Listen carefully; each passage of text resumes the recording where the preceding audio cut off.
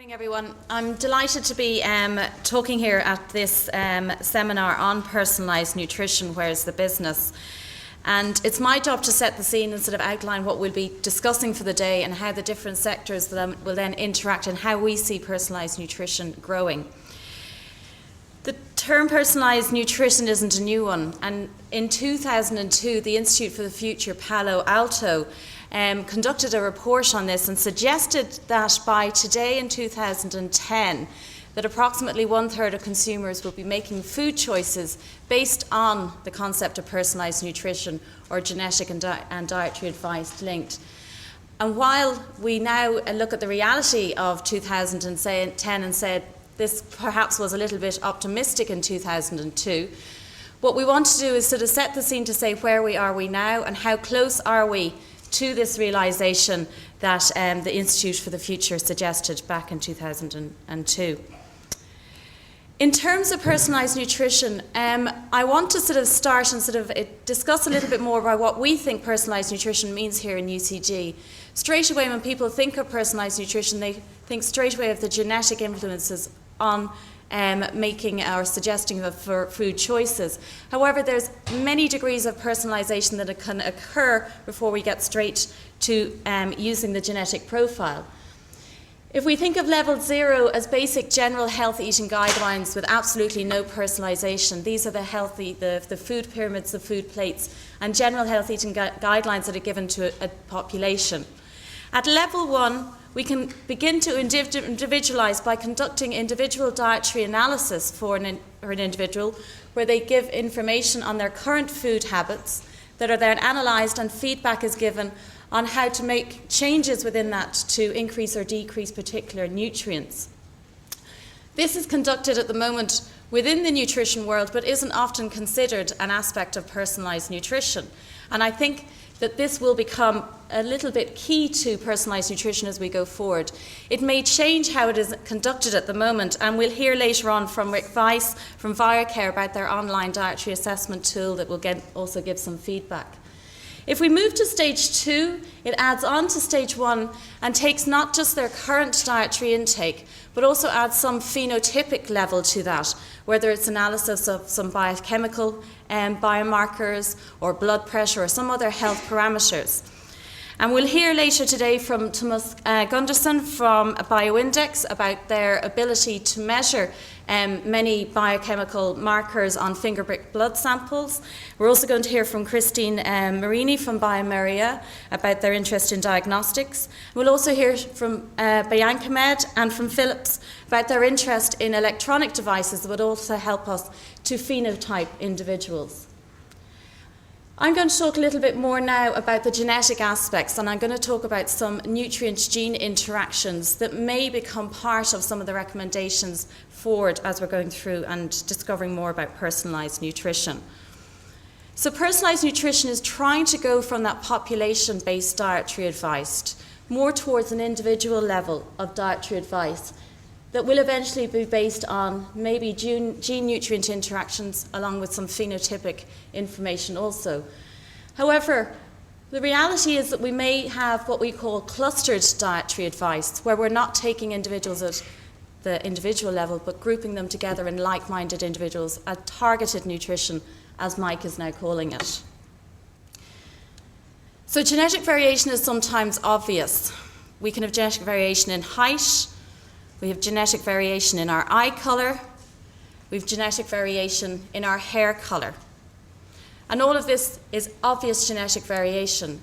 However, there is also genetic variation within the enzymes and the pathways that metabolize our nutrients that require us to have variation in the requirements for all of our nutrients and the types and amounts of different nutrients we consume. So the real question is, can our genes decide what we should be putting into our shopping baskets? I'm going to talk about nutrient-gene interactions, and I'm going to talk about both association studies and intervention studies. And what I wanted to just take a little bit of time here to talk about the difference between the two of these. There has been a large amount of work on nutrient-gene interactions, but most of these have actually been in association studies, where a genetic variation is linked to a physical trait or a sort of a nutrient-related trait, such as the FTO gene and body composition, or as taster status and food intake. Relatively few intervention studies have been performed where we can demonstrate that response to a specific diet or specific nutrient intake varies according to genotype. Whether an individual is sensitive to particular weight loss on particular diets, whether someone is responsive to salt changes in their diet, or whether they're responsive to alterations in their lipid metabolism. And it is more these studies that will give us the clues on how to actually give better recommendations in terms of personalised nutrition. And to just give you a bit of a schematic on this was a general search in PubMed from 1990 to 2010. We've seen an exponential increase in publications about nutrient-gene interactions, and this is a search under the term nutrition and genetics. But if we look to see how many of those were association studies, very few are, okay? So what we need to do is try to build up this information to allow us give a good ability to sort of be able to give recommendations based on genetic variation. So the two I'm going to talk about today in terms of association studies are variation in taste and the influence of genotypes on food choice, and I'm going to talk about the TAS2R38 gene, which although has a very long name is basically a taste receptor for bitter compounds. And I will also show other work on genetic variation in body composition and the influence of the FTO gene. So genetic variation in taste with this TAS2R38, which is a bitter taste receptor in the fungiform papillae, or basically the taste buds of the tongue. And although this is a little bit complicated, there are 3 variants within this, and they end up having a combination or a haplotype, which can be a PAV or an AVI. And we end up breaking the population into terms such as super tasters, medium tasters, and non-tasters of bitter tasting substances for which this gene encodes its receptor. So in general terms, super tasters versus maybe non or medium tasters are more sensitive to the taste of sugar, they find fats creamier, and they detect bitter substances at much lower quantities. And association studies have sort of said that this may have an effect on fruit and vegetable intake, particularly the bitter fruit and veg. It's supposed to have an effect on fat intake, and it has a reported effect on alcohol intake. However, a lot of these studies have been conducted in laboratory settings, or their reported perceptions of foods. So to build on this, we conducted a study looking at genetic variation on habitual food intake in Irish children. And this is supported by the Department of Ag here. We chose a population of children and collected data on over 500 children and some of their parents. And I'm going to present some of the information on the children today. And the reason we chose children is that they actually react according to their taste, their food choice. They'll spit it out if they don't like it, whereas an adult will be a little bit politer and maybe hold on to it for longer. Okay, so what we found was that when we looked at habitual intake, that there was very little variation in food group intake between the genotypes. And that we found that non-tasters consumed a little bit more rice, pasta, grains and starches. Super tasters ate more processed potato products. Non-tasters ate more carrots. It didn't really tell us very much. And what we saw is that the association studies that had been published previously are possibly a little bit skewed because they were based in a laboratory setting, and there's much more influences outside in the habitual setting. To look at this a little bit further, we looked at some cluster analysis, and we found a 2-cluster solution, putting them into high fruit and veg and low fruit and veg clusters, so looking not just at food groups but their habitual intake in terms of all the food choices combining. And we found again that genotype had no influence on cluster membership, and would therefore suggest that although there are associations associated with this variation, this receptor, that it doesn't actually translate into food choices in the habitual setting within this population, but we will repeat this analysis in other populations and databases that we have. Another example I want to give on associations is this variation in an FTO gene in a population of 9-year-olds, where when we look at the genotype, the TT, AT or AA, there is a significant influence of the genotype on deposition of body fat measured by body composition analysis by DEXA scan in this population, and this had no influence on lean body mass. So what this suggests is that individuals with the AA variant are more prone to putting on or depositing fat than those in the TT or AT genotypes. But it doesn't tell us anything about how we could give recommendations to change this. This association is simply an association, and we do not know if these individuals are more responsive or not to recommendations in their diet. So if we move on to intervention studies, what these intervention studies do will examine whether responsiveness to a particular nutrient or diet is influenced by a particular phenotype. And these kind of studies are going to be the bedrock of personalised nutrition. I'm going to look at 3 areas: weight loss responsiveness, salt restriction, and N3 PUFA intake. The first example I want to talk about was to examine whether genetic phenotype predicted weight loss success, and this was presented at a conference last year. The researchers took 100 women and they put them on one of 4 diets for a year: a low carbohydrate, high protein, very low carbohydrate, low fat or very low fat diet, and the women were maintained on these diets for 12 months. At the end of this, they were then analysed or genotyped to decide whether they were to determine their responsiveness to a low carb, low fat or balanced genotype. And they were sorted then according to those that had been put on a diet correct for their genotype or a diet incorrect for their genotype. And when examined the differences between those who were put on the correct versus incorrect for their genotype, there was a significant difference in the rate of weight loss and the maintenance of weight loss across those. So what it's suggesting is that individuals who were put on the correct diet according to their genotype would be much more successful in their weight loss, losing more than twice the weight than those who were put on the incorrect diet for their genotype. So they were much more responsive. Again, this responsiveness can be seen in salt sensitivity studies. And this graph is a schematic of changes in blood pressure in a population according to changes in salt intake. And as you can see, there's a great variation with a normal distribution, and some people will change a lot and others will change very little. And of course, this is going to have to do with genetic variation in the systems or the renin-angiotensin system that is involved in salt and metabolism and blood pressure. One study that did examine the variation according to the genotype of the angiotensin gene split did a analysis on an intervention looking at salt restriction alone, exercise, and then salt and exercise combined together. And they analysed the population according to genotype, a variation within the angiotensin gene. And they showed that if an individual had an A allele, they were actually responsive to changes in salt, exercise, or salt and exercise together.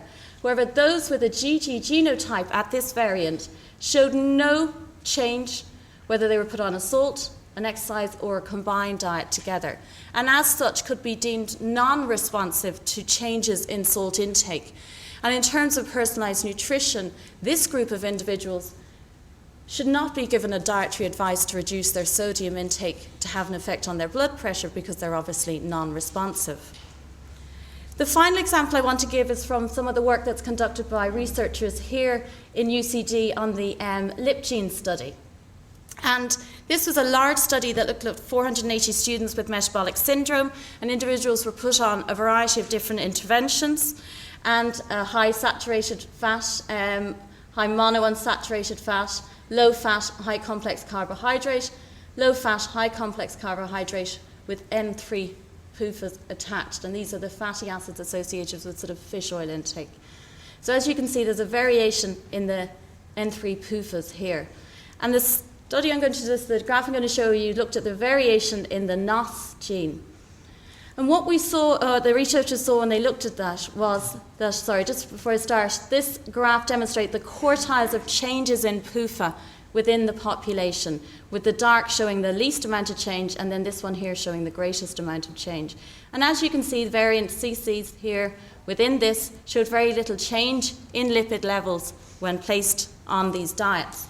However, those with an A allele showed a significant variation in lipid levels according to changes in PUFA intake, and this is reflected in their plasma PUFA changes whilst on the diet.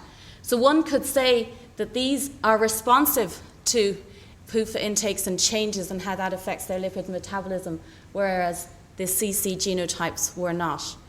So the examples I've given you have actually shown that these intervention studies will say we can split individuals who are sensitive to changes or not sensitive to changes or react to different recommendations or different types of diets. And these are the examples that we may end up using in personalised nutrition. I've given you examples for one enzyme, one variant in one pathway and looking at one nutrient. But none of this works in isolation. We have many different enzymes in many different pathways and everything works together. Nothing works in isolation, and it's going to be much more complex analysis rather than simple association studies and intervention studies that will allow us to put all of this together. And we're going to have to rely on large collaborative databases to begin to elucidate how all of these will work together. And Lorraine Rennan will follow on and talk a little bit more about such databases in the next talk. So how do we see it working? If we look at level 1, we could get an individual to input their dietary intake.